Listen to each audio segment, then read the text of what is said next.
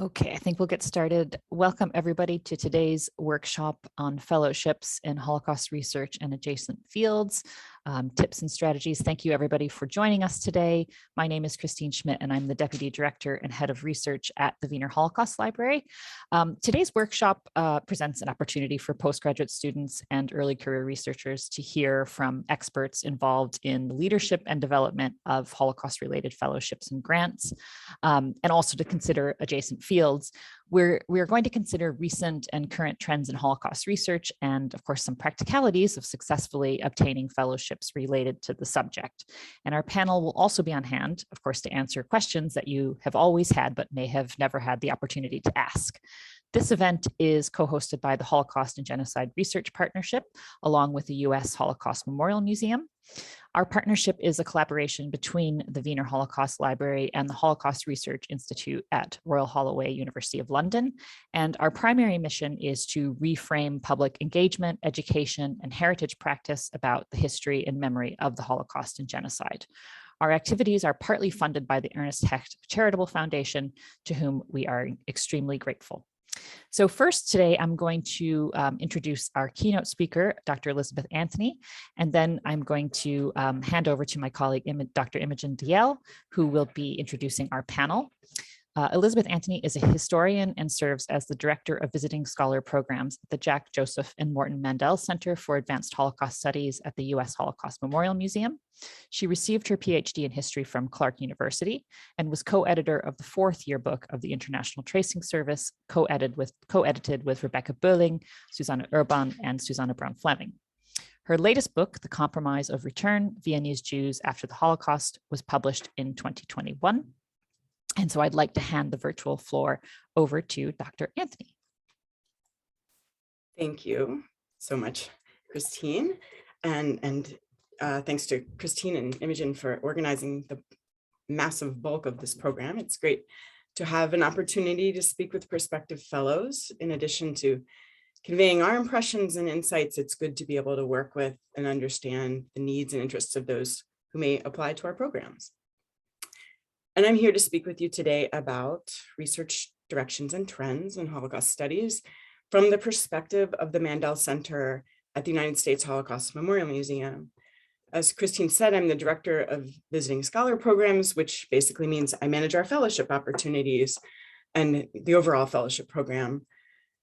I want to talk about trends and research directions in the form of topic, but also some nuances within topic, plus trends in disciplinary perspective. But first, a few thoughts on trends overall. A big question about fellowship programs often is, in the context of this kind of discussion, it's often whether our programs shape or respond to trends in Holocaust research. And the answer is, well, both. There's a balance to strike, incorporating both outside input and our own institutional interest, and therefore response. And speaking from the perspective of the Mandel Center's fellowship program, we try to both take note of trends we observe and foster those we can support. We try to direct fellowships towards those efforts. We also offer academic seminars, research workshops, and conferences, but we're here to talk today about fellowships. Our fellows are chosen by an outside committee that rates applications based on merit. And then as, pardon me, our fellows are chosen by an outside committee that rates applications based on merit. And then we, as the staff managing the program, assign fellowship terms and compose cohorts of fellows. And the applications we receive don't alone dictate what we pursue, nor do our collections and resources alone dictate what we can support, but both play into the practical assignments and awards. So both the observation of scholars' projects and interests and certain initiatives of our interests speak to each other. And so I want to talk about some of the trends we observe and foster, all of which are part of this sort of dialogue. And I'll start in terms of topic. A recent workshop with the Mandel Center convened with Hebrew University was focused on the task of discussion and debate of the important trends in the field of Holocaust studies. And the main conclusions were that there are two important trend lines at the moment. One, the relationship between colonialism and the Holocaust, and two, the integration of non-Jewish victims into Holocaust studies. These are very much a product of what has been the largest move in Holocaust studies over the last few decades, and that's a geographic turn from Western Europe. So first of all, a turn from Western Europe to the East. That's Eastern Europe and the former Soviet Union. A post-1989 sort of archival revolution and the use of newly available sources in multiple East European language permitted this. New analytical frameworks were put to use. For example, a new historiography suggested the need to decenter the concentration camp as the quintessential experience of the Holocaust. Half of Jewish victims died outside of camps, and most of them were murdered in Eastern Europe. These are the bloodlands, as Timothy Snyder called it. Father Dubois coined the term Holocaust by bullets. Both refer to this, the way the Holocaust played out in Eastern Europe, and that's mass murder outside of camps. Another useful framework took a turn from treating the Holocaust as a single event, but rather to view it as what Christopher Browning has called a cluster of genocidal projects. And also with the turn to the East, we started to see a trend set by Jan Gross with his book Neighbors about the slaughter of Jews in Jedwabne, and that is attention to the anti-Jewish violence perpetrated by local Eastern Europeans. Along with an expanded focus from Western Europe to Eastern Europe, there is more recently a look also to other parts of the world. For example, the study of French North Africa and the Vichy laws that went into place there and the subsequent anti-Jewish oppression that took place there. There's also relatively new attention paid towards Asia, for example, places that refugees fled the Nazis and found themselves in Shanghai or Tehran, India. These are all relatively new focus. You can see how this shift has led to the new trend line mentioned earlier, this relationship between colonialism and the Holocaust. I also mentioned refugees. Refugees as a topic itself is one we see more scholars working on. This followed an opening of DP studies that started in the early 2000s. There's been a turn to looking at refugees during the Holocaust, people who were fleeing all over the world. Right now at the Mandel Center, we have 4 fellows and residents working on refugees during the Holocaust. A couple are working on refugees to the US, one on those who fled to the Caribbean, and another on refugees in the Soviet Union. And gender as a larger and broadening topic is more studied. This evolved from the struggle that started in the 1980s to take a differentiated look at male and female experiences of the Holocaust. That has grown to increasing attention on sexual violence, a topic that was taboo for a very long time. As work on sexual violence perpetrated against women has grown, we now start to see scholars focusing on sexual violence against men. We'll host one fellow here next year who's working on that topic. And overall, we see a lot more work and attention paid to LGBTQ+ experiences of persecution. You can see how that relates to more work on non-Jewish victims. We've also recently had in our annual fellows cohort at least 1, if not 2 fellows here in residence working on the persecution of Roma, a few working on the persecution of gay men.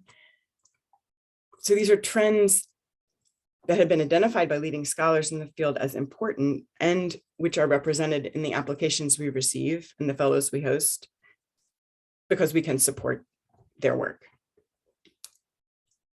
There are also disciplinary trends in Holocaust studies and how our fellowship program responds and works with such movements in the field. Our fellowship program began in 1994 and developed around the idea of bringing in fellows who could make use of our archival collections.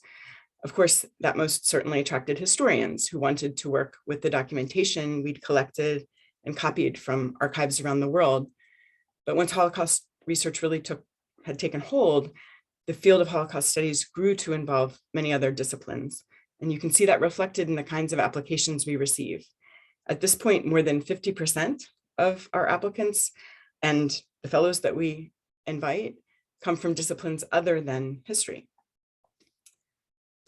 And so that's an example of responding to a trend. In the last 10 to 15 years, we've consciously composed disciplinarily diverse fellowship cohorts.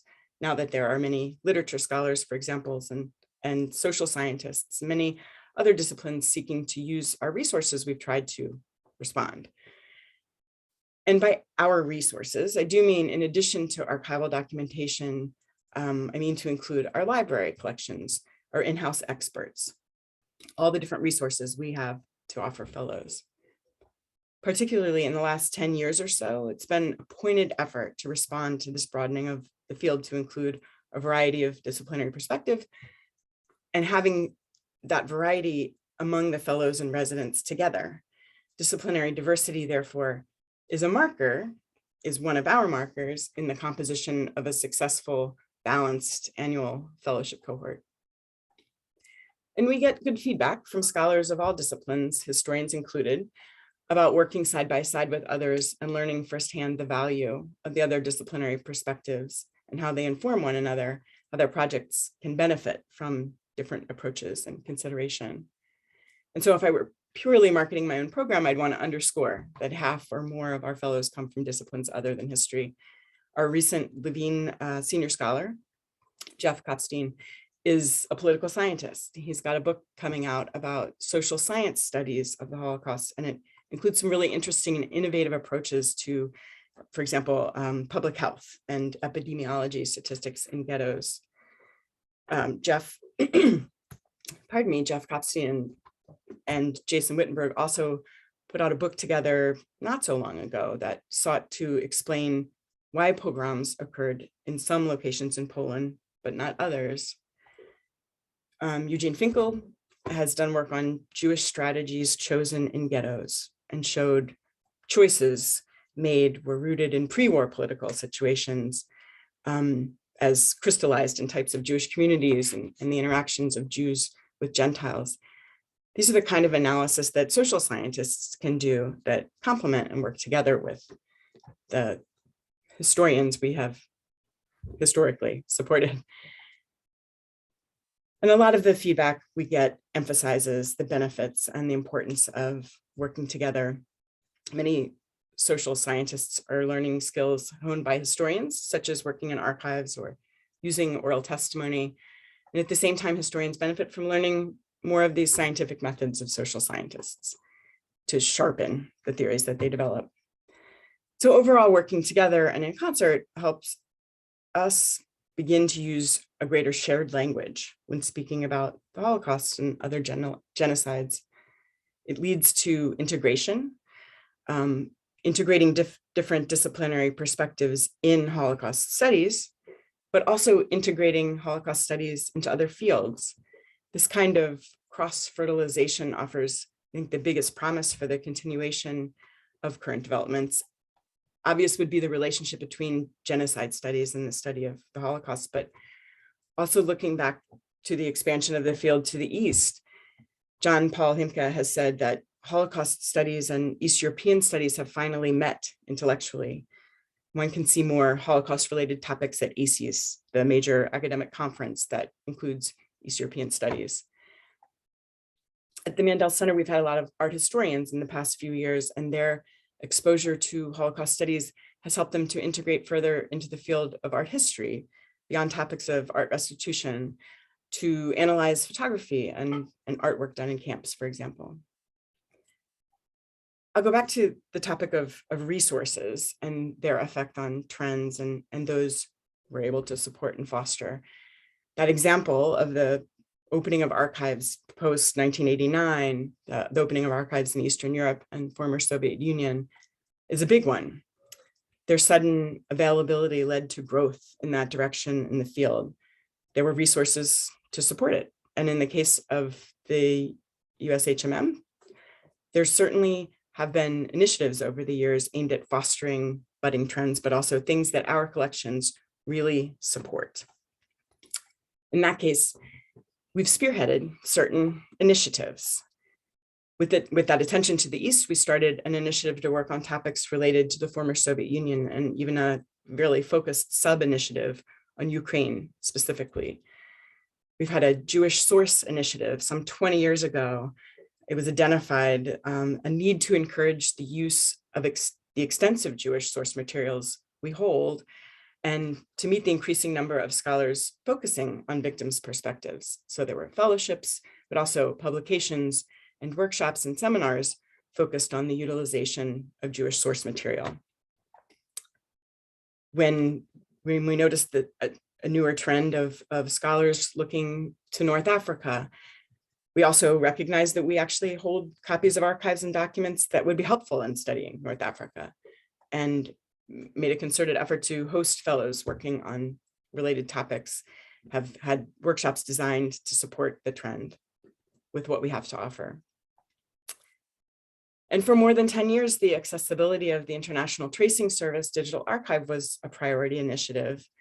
Before 2007, the ITS was closed to researchers, but when it opened and digital copies were located at sites around the world, including here at the USHMM, but also at the Wiener Holocaust Library, with that new massive source, more than 200 million digital images, and still growing, as I understand, we identified and wanted to make the utility of the ITS materials known and support scholars to access it.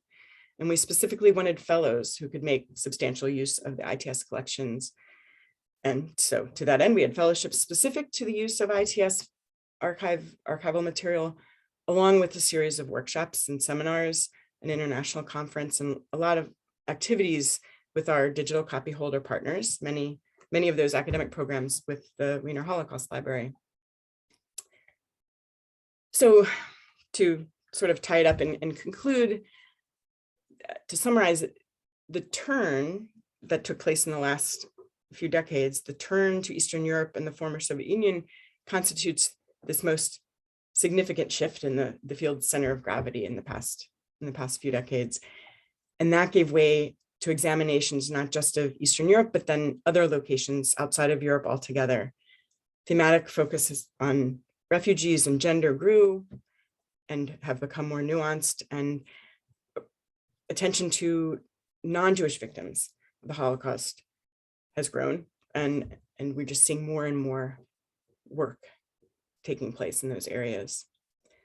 And altogether, new topics, new focus, expanded disciplinary approaches, this all leads to further integration of Holocaust studies into other fields, and all of that leads to greater understanding and success of our fellowship programs. So I'm happy to meet with any or all of you and to answer questions later on.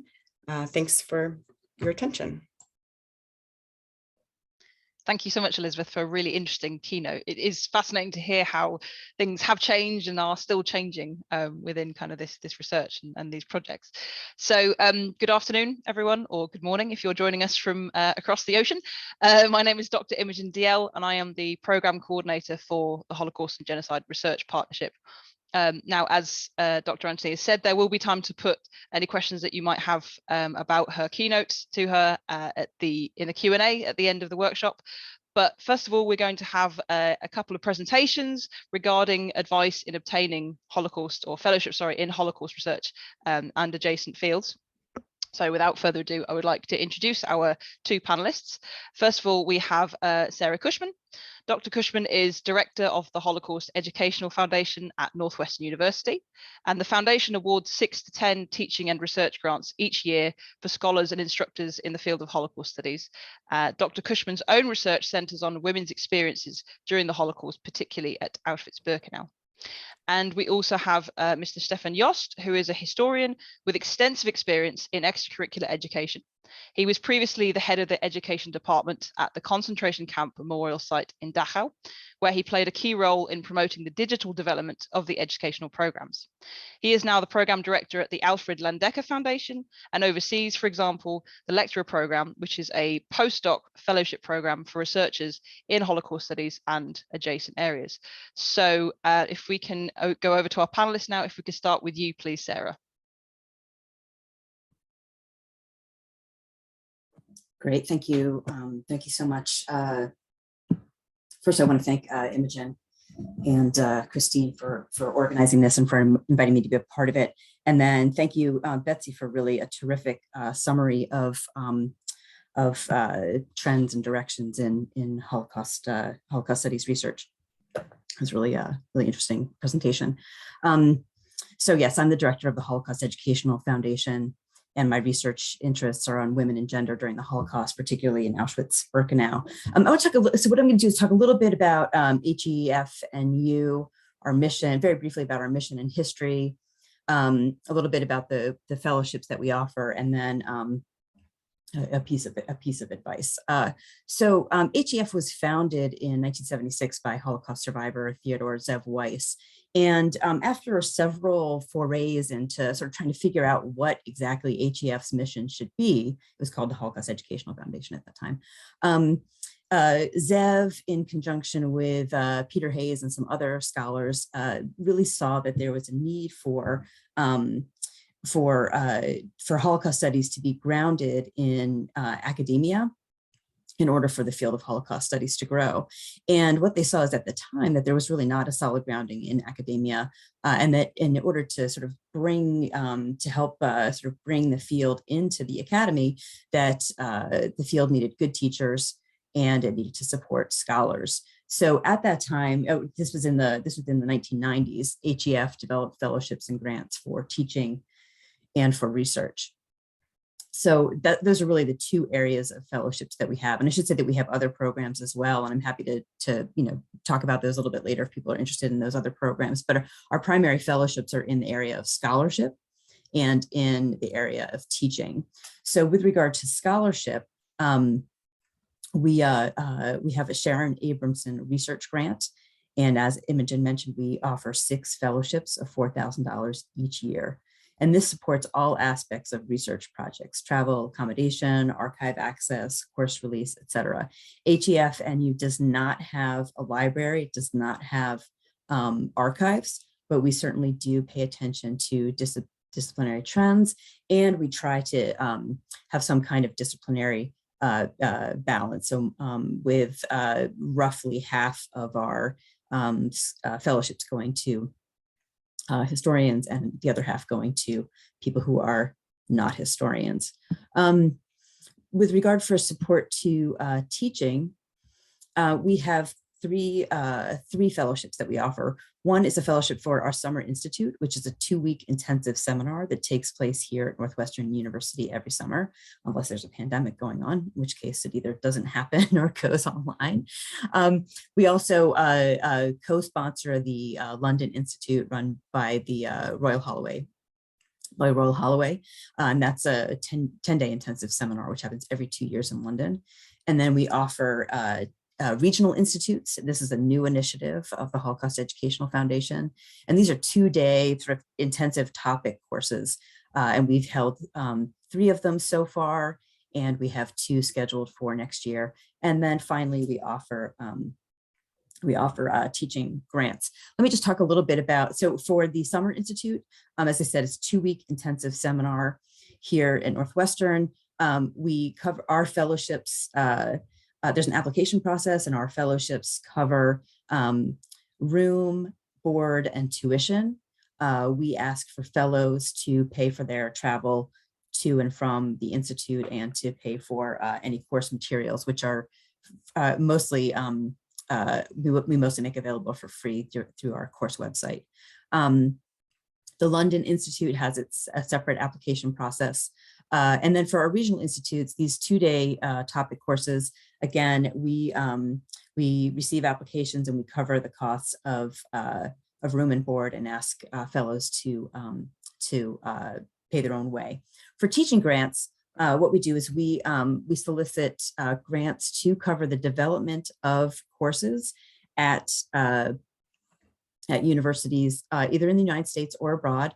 What we're trying to do is really to support universities' development of courses at universities where there is not currently a course related to the Holocaust, or where they're trying to proliferate a Holocaust studies program, and where we can give support for that. And then also we do support as well the the development of library resources so we can support the purchase of books. For the teaching grants, we will cover course release, sometimes travel, sometimes speakers coming into a university or students going to visit a place like USHMM, for example. I'll just turn quickly to my piece of advice. We receive a lot of applications, and we appreciate receiving well-written and thoughtful proposals. And this probably, you think, goes without saying, but we actually do receive some proposals that are slapdash, not well thought out, not well written. And I just want to emphasize that this is definitely not the way that you want to stand out from the crowd. The way that I would suggest that you do think about standing out from the crowd is that you have somebody else read and edit your proposal. And also really try to channel your enthusiasm and the importance of your research or into the proposal, or if you're applying for opportunities related to teaching, to demonstrate the importance of your course, your participation. So in short, to answer the question, what need or gap are you filling? And I will stop there. Great, thank you. And if I can then hand over to Steffen. Yes, thank you so much. Also from me, warm welcome. Nice to be here. Thanks to Imogen and Christine for organizing this. Thanks to Betsy and Sarah for the input. So as you've heard, I'm the program director at the Alfred Landecker Foundation. It's a relatively new foundation based in Berlin.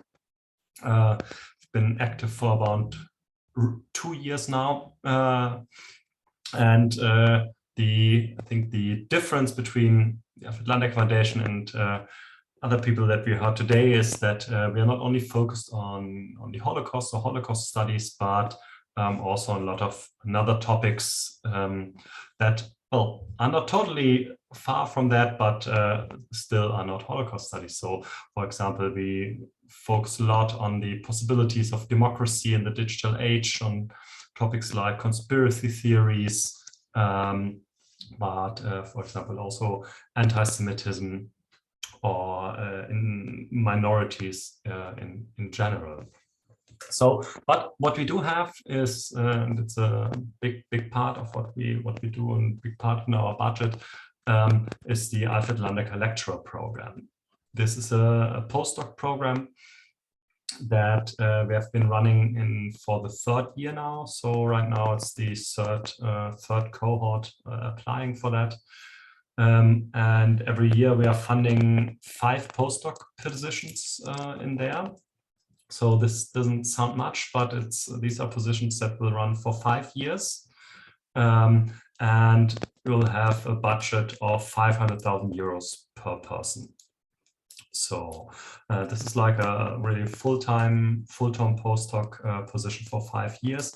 The people have to be based at a university or a research institution in Europe or Israel. But apart from that, they have to base there, but they can come from anywhere.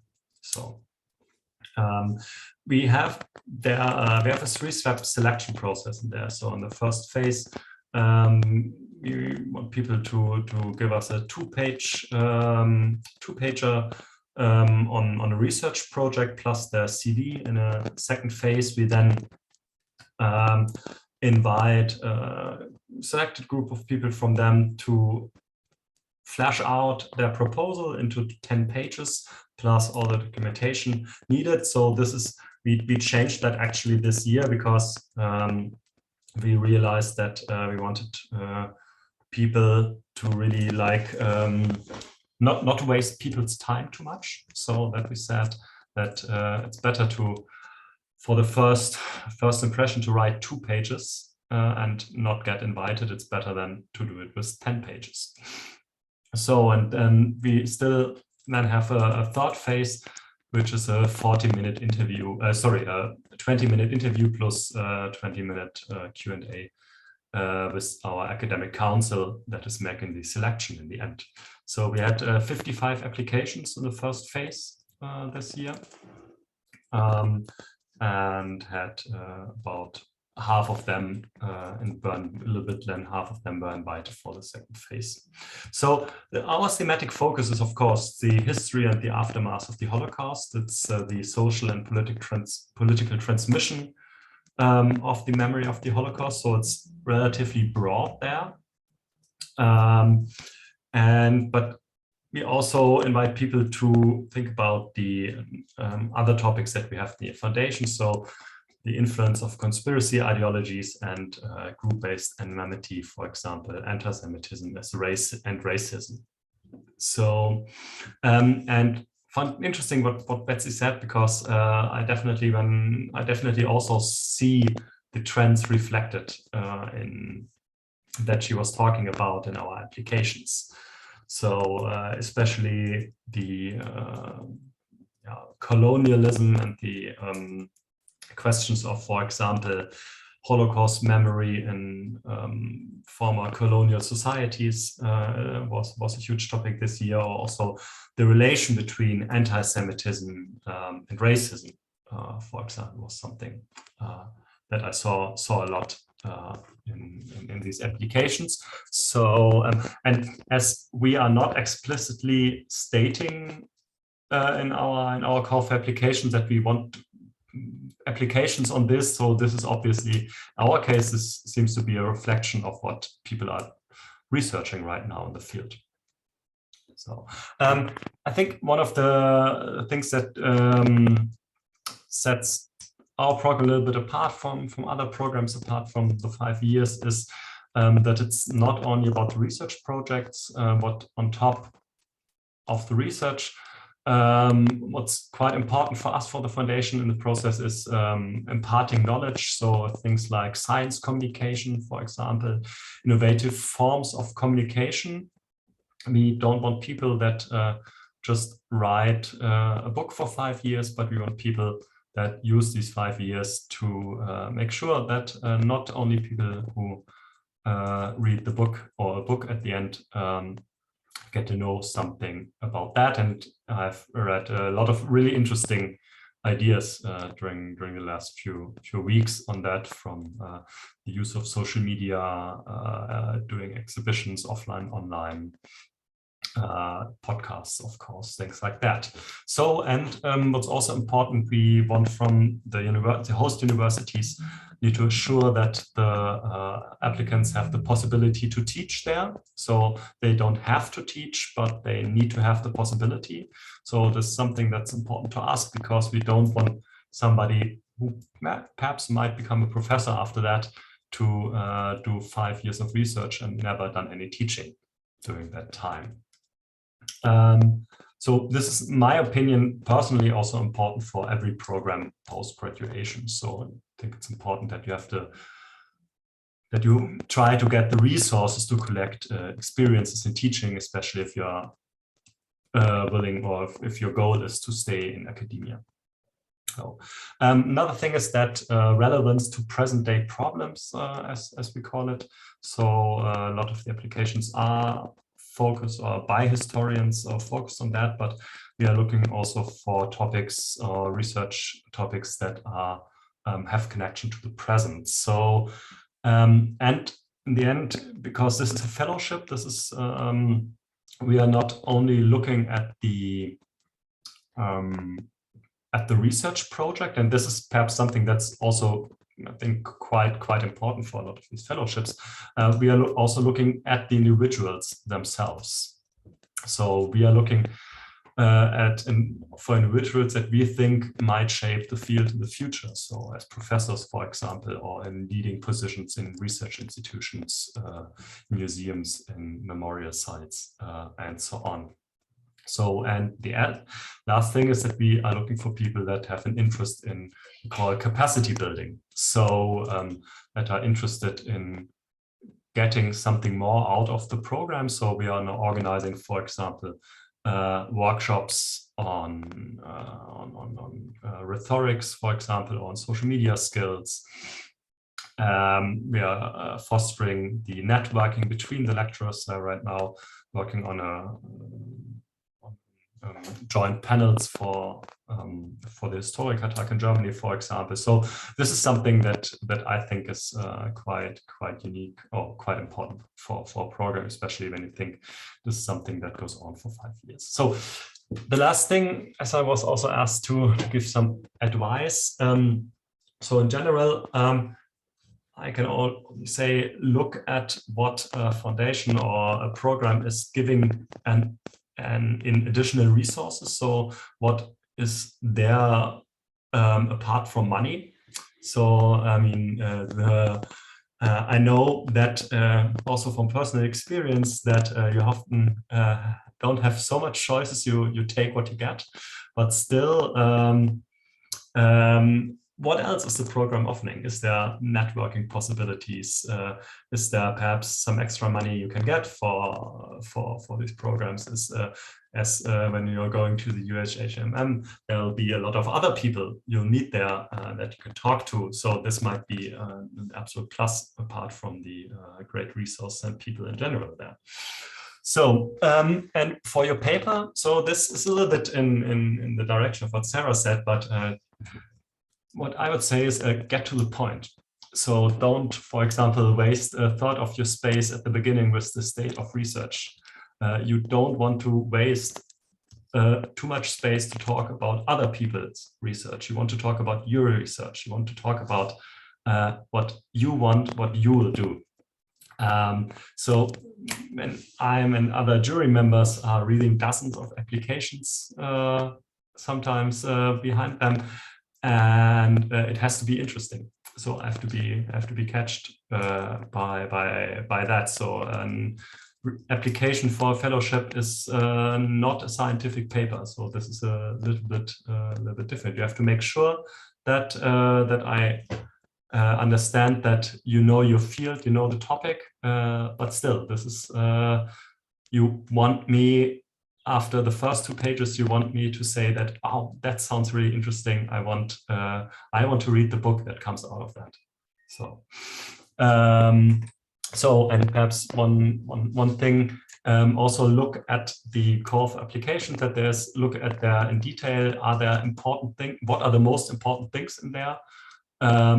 Perhaps what is different from other programs. So in the case of our program, it's the science communication and relevance to present-day issues. So make sure that this does stick out in your application, that people have the feeling that you really read the call for applications, that this is not just copy-pasted from the one that you sent out yesterday.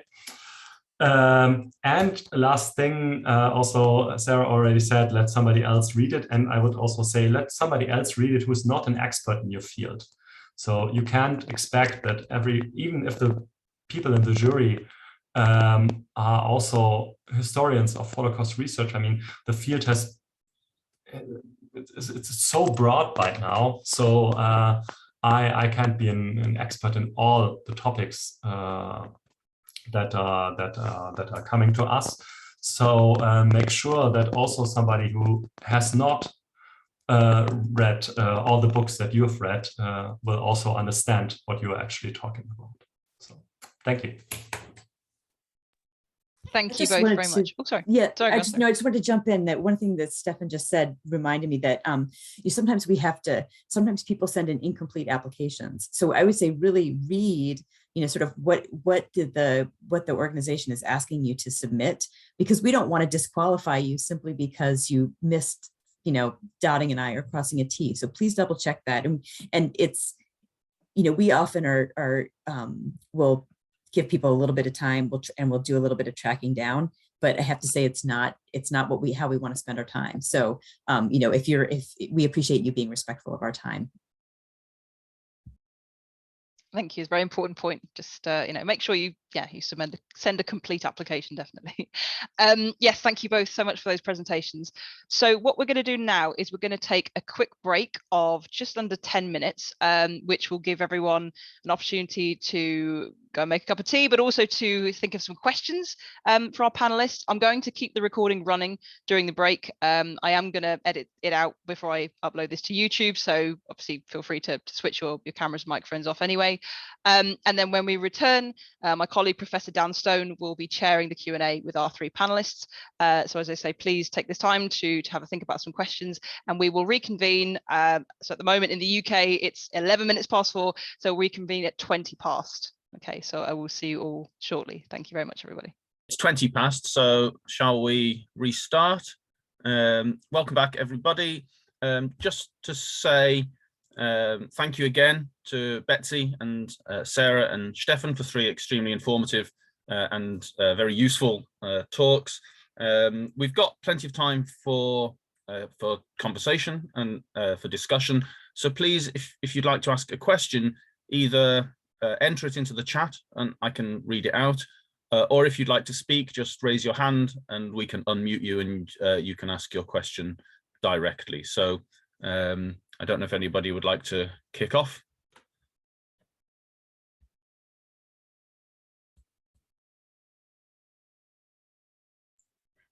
Maybe if there's a moment before we get a question, I guess now speaking more practically, as the director of fellowship program, I would just really underscore all the points and tips that both Sarah and Steffen shared.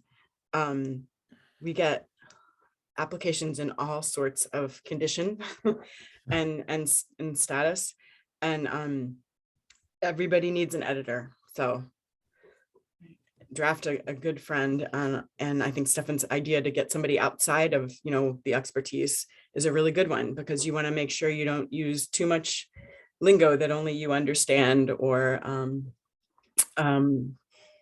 catch where you haven't translated a foreign word or something like that. All of those points were really important. Thank you. Yeah, this is all very, very good advice. I think particularly about the really basic, read the rubric type stuff. You don't want to be in a situation like I was in recently applying for a grant, when I got to the last page and realized there were a whole load of documents required that I didn't know where to find them on the day of the application. That's not really, not really a great place to be in. So read what's required and prepare, I think is definitely definitely good advice. So I don't see anyone who wants to. Yeah, go, Sarah. Yeah, I have a question. It's sort of a comment, an observation and a question. So one of the things that I've noticed in the field of Holocaust studies specifically is questions and methods that are related to geography, but also to digital methods, digital humanities. And so I was wondering if, and this is something I haven't seen yet, but I do know that there are scholars in those areas who are working in sort of collaboratives or groups. We have not received any sort of applications from a group requesting support, but I'm just sort of wondering how you all feel about that. I feel like we would welcome something like that. I mean, our grants are small, so I'm not sure how they would only be able to address sort of a part of a project of that magnitude, I would imagine. But I'm just sort of wondering what you all are seeing, if you're getting applications like that, and if you aren't, whether you would consider them eventually. Go ahead, Steffen. Yeah, I think it's an interesting question, because especially the topics that you mentioned, though, in digital humanities, for example, or more in our case, when it goes more generally in social sciences, but it's more typical. And I feel that, I don't know, a fellowship like ours that is really much focused on individuals is really struggling with that, actually. So we had, I think I have seen like 1 or 2 of applications like that yeah, and it was a little bit difficult to fit them into our structure, actually. So it's yeah, it's I mean, we had one case where, I mean, we have a second program that called the academic research grants that is where it's not so much focused on the career of individuals.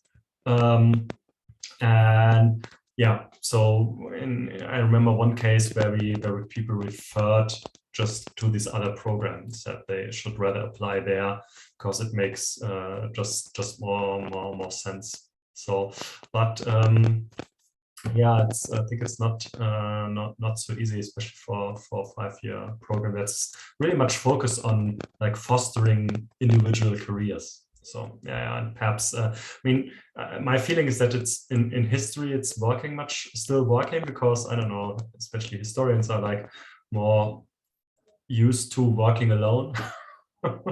not in teams. So, but yeah, it's something that we perhaps should, as funders or as people who do give out fellowships, should think about. And we're lucky at the USHMM that we have our research workshop program, where if we were to receive an application like that or an inquiry about something like that, we would sort of funnel it over to that competition. Thanks both. Okay, I can see a couple of questions now from first from Anna Veronica Pobber and then from Hannah Green. So I'll take those in turn. So the first one from Anna, you can probably read it there. A question about reapplying. She's asking for any tips to reapply. And secondly, this one specifically for Steffen, Anna's asking about what are the things that you look for most in the 2-page proposal for the lecturer program. So if anyone would like to start with the question about reapplications. Definitely reapply. Definitely apply. Sometimes people have applied 2 and 3 times before they are successful with our fellowships, and it has nothing to do with the quality of the project or the application. If any of you have applied to us in the last couple of years, we've taken less than half the number of fellows we normally would, and it's just been so competitive that we've had to reject really excellent projects. And so I know it's hard not to take it personally, but do not take it personally and reapply. I'll reiterate that reapply. It's not necessarily about the quality of the project. We have a limited amount of, we give out 6 research grants a year. So, and we get, 60-ish applications. So that's, a whole lot of people who don't get the work, and there's worthy projects that don't get funded. And sometimes and as objective as we try to be, it's still a subjective process. And so, who's on the committee and what their interests are and their knowledge might be could have an influence on that. And I think the other thing, just with regard to with our summer, with our various institutes, that we are looking kind of at the mix of people who will be there. So we're looking to have a mix of historians and people from other disciplines. We're looking to have a mix of genders. We're looking to have a mix of career stages, so that we have sort of an interesting kind of conversation. So so there's a number of things that get considered. And in terms of because we get so many applications, I wouldn't say necessarily get in touch with us to ask for what you could do better. It's just hard to respond to all of those. But I think some of the advice that we gave in the first round of, I think, are things you can think about as you applied the second time around. And then also I would say refine your project. You should be, theoretically anyways, a year farther along in your project. So so that might cause you to incorporate some new things in there. Yeah, I can totally agree. Also, no reapplying really is not a problem. But I would always say that, I mean, in case of our program, I would say don't reapply with exactly the same text. But I mean, probably something should have happened in 1 year, I would say. Yeah, I've had both cases actually. So people reapplying with more or less the same proposal, and people reapplying with like reworked proposals, I would say. But yeah, in our case, we don't treat anybody who applies more than one time any different than all the others. It's like they starting anew. you might say, and it's really true. I mean, it's not getting selected doesn't always mean that your proposal is bad. I don't want to say that it's not. I mean, it can also be that your proposal is bad. I don't want to lie. So, but it can also just be that if there's just 5 or 6, so it's difficult. So, and perhaps just really short to the second question. So actually, I mean, as it's only 2 pages, we have been looking a lot. Is this a new, innovative, and really more interesting approach to the topic? And is somebody able on? It's not so much about that. It's like, okay, the box ticking of like I don't know, science communication. Have to do this, but more like on a 2-page, I would say it's like how can I phrase it? I mean, you have to convince me that only on 2 pages that you're, as I said, that the project is interesting, that it's an interesting, innovative approach, and that it really fits into the agenda of the foundation. So, and to be honest, that's much more difficult on 2 pages than on 10. Yes, it is. I think that's very true. There's a few more questions, but I wonder if Sarah and Betsy in particular, do you ever write back to anybody in such a way that makes it clear to them that they shouldn't reapply with the same project? No. No. No. Because it's also, I think, from the applicant's point of view, you know, you're always trying to read between the lines. If your application has been rejected, you always want to think, well, should I reapply with this project suitably developed, or should I go back to the drawing board and come up with something altogether new? We don't reply with that kind of decisiveness, and it's our policy not to give feedback. We just can't. We don't administratively. We just can't do that. So yeah, sure. Which is why it's confusing sometimes, isn't it, for applicants? Because absolutely, it's like with the AHRC here. You know, you don't, or you know, sometimes for different schemes you don't get feedback, and then you're just left wondering what was missing. So. I would say, I mean, it's true what Steffen says. Yeah, okay, some of them are really bad, but most of them should reapply. Right. Okay, that's really helpful. Let's move on then. There's a question from Claire Lawler here, which is asking, what's the current climate around Holocaust studies and public engagement research? Thinking in particular around how schools engage with Holocaust museums and exhibitions. If anyone wants to.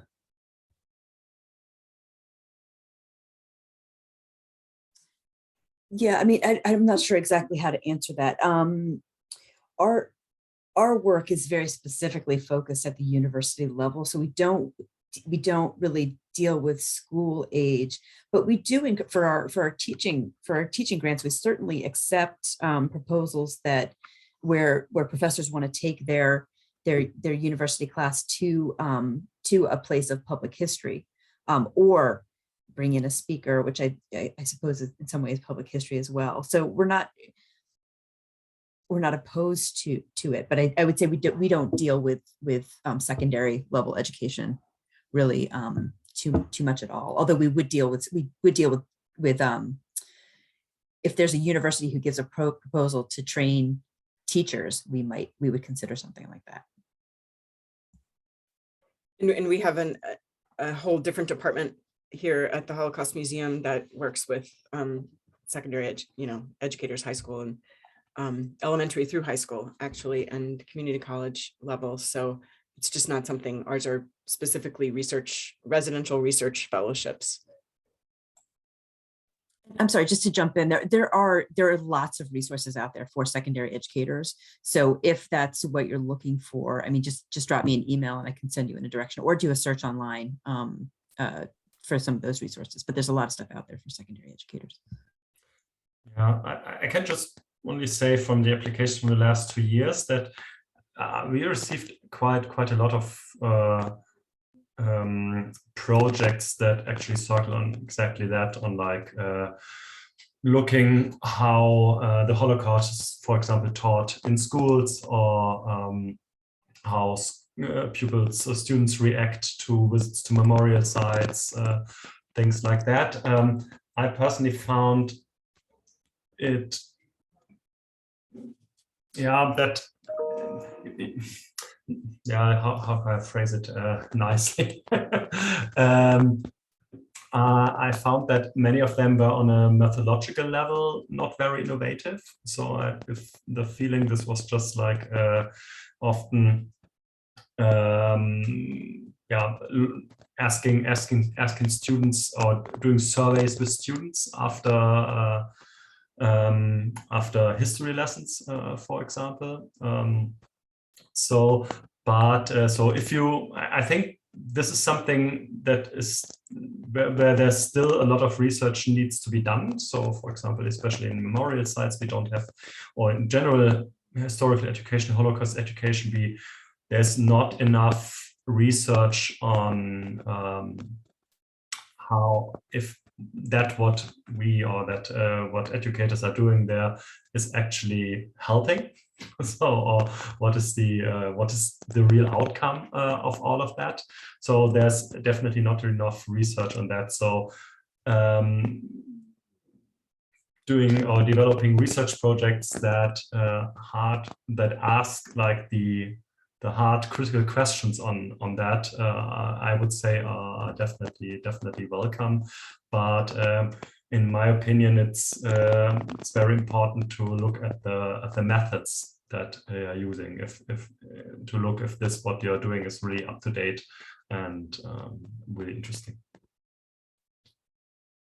Thanks all. There's a question from Baha. Hi Baha.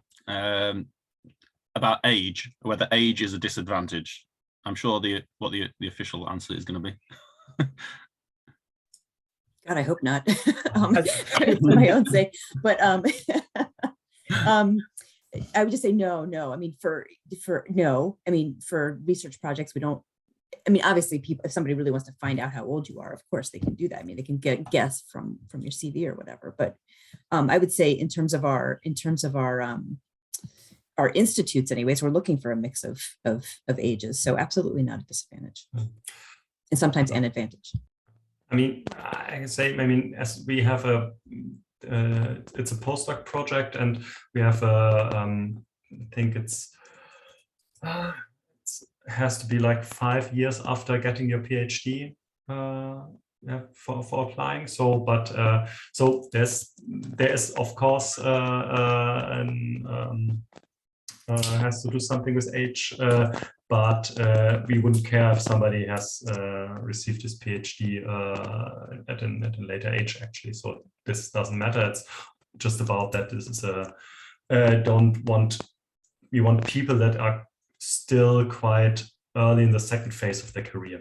So that's the reason. But for example, for academic research grant or second fellowship program, no, there's no age limit whatsoever. So, and same, absolutely no age requirement or limit, or and it doesn't factor in at all.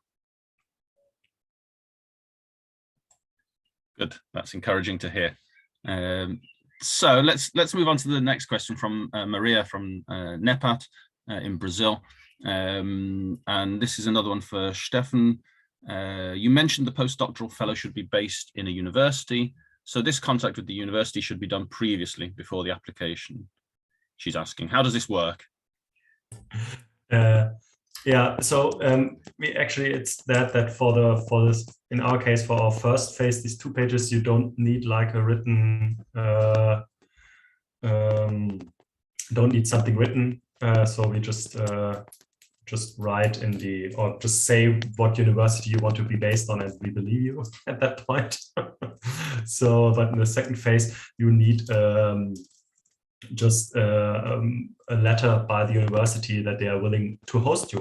And yeah, I mean, how does this work? I mean, it's often mix of personal contacts, of course, that people are writing to interesting or to professors in their field, if they are willing to host them as a researcher, for example, in their department. And then they work this out for the university. So that's not so unusual. I know that in our case, especially some universities in the UK are much more advanced, I would say, in these fellowship opportunities, and there have been universities in the UK that have been, or that were explicitly looking for people applying for our program. So they were looking for researchers that would be interested to go to their university and then apply to our program with the help of the university. So this is something that might happen as well. And for the fees, actually, no, there should be no fee, because you will be employed at the university at that point. So they'll give you money actually for that. So no fees there, just for perhaps relocating. Can I just jump in there just to give an example, because it's related to the Landecker program? So we are, that's to say, the Holocaust Research Institute at Royal Holloway is currently supporting the application of somebody in the postdoc, the Landecker postdoc program, who is through to the second round.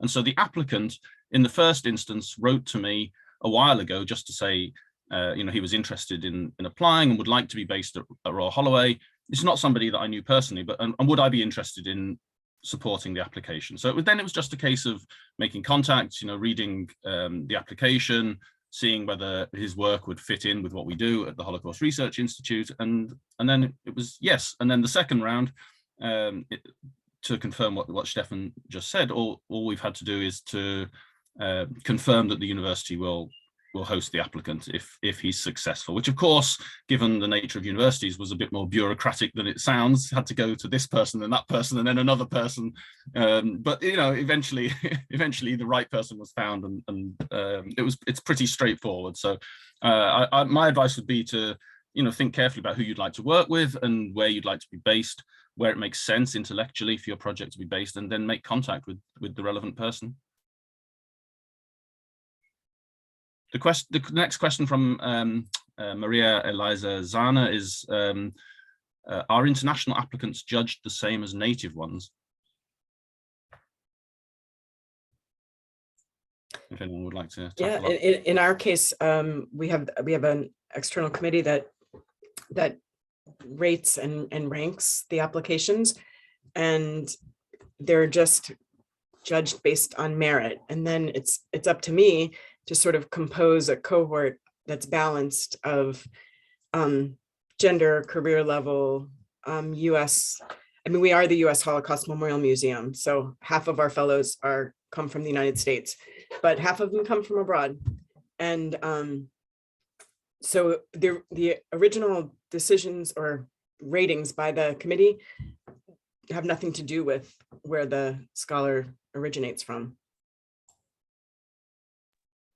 Same is true here. And I would say the only time that we really take sort of geographical location into consideration is for our regional institutes, where we're actively trying to cultivate regional networks. So other than that, doesn't really matter.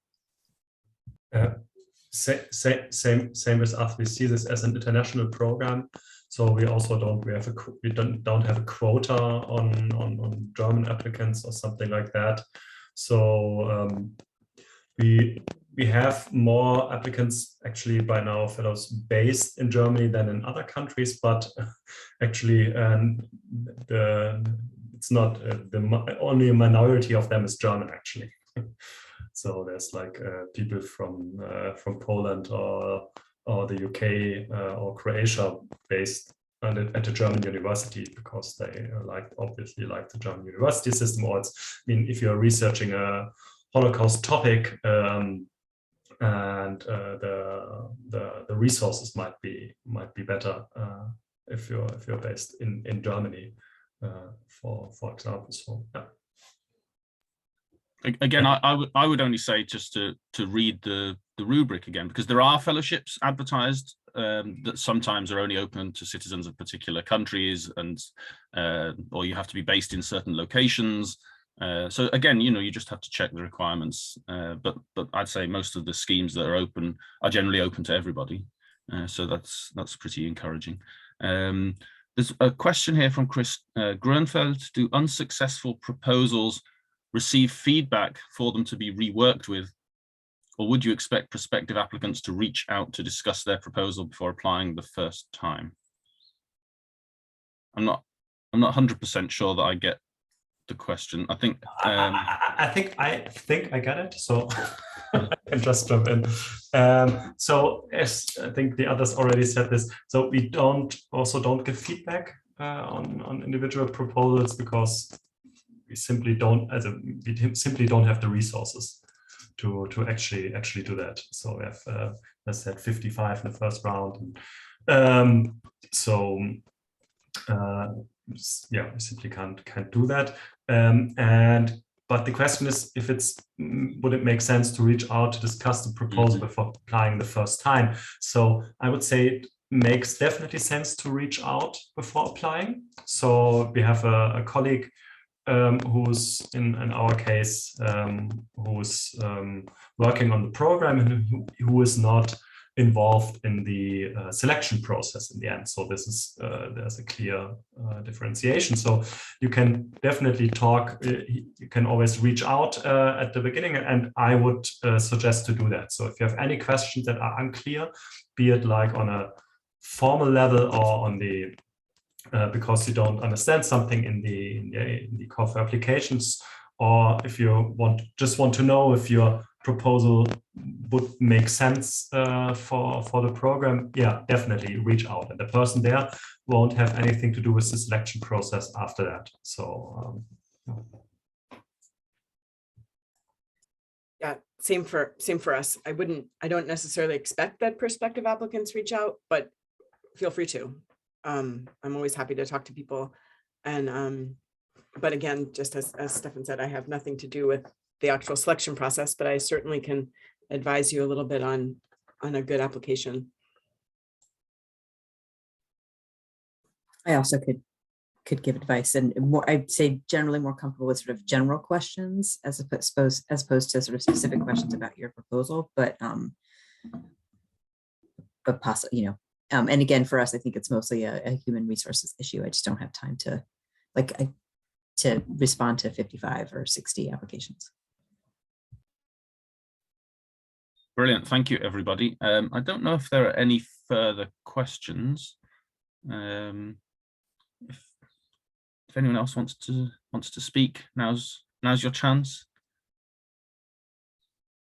I would say, I mean, it seems to me it's clear that it's very competitive.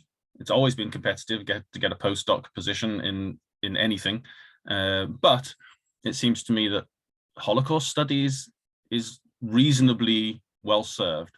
I mean, if you work on falconry in the 16th century, there are probably fewer opportunities for postdoc positions than there are in Holocaust studies. I mean, there are probably fewer people working on the subject, but still, I think it's not such a bad landscape. There are opportunities out there, and I think some of the tips that we've heard today from our panelists about crafting a good quality research proposal are really on point, I think. So hopefully people will take away something useful from this. So if there are no further questions, okay, then I'd just like to say thanks. A question: will the recording be available? Yes, Imogen is saying yes. So we'll make that available, and Imogen will, I think, message everybody who's been here to do that. So thanks again to our three panelists and to my colleagues Imogen and Christine for organising this, and very best of luck to everybody with your applications. Thanks very much. Thank you. Bye.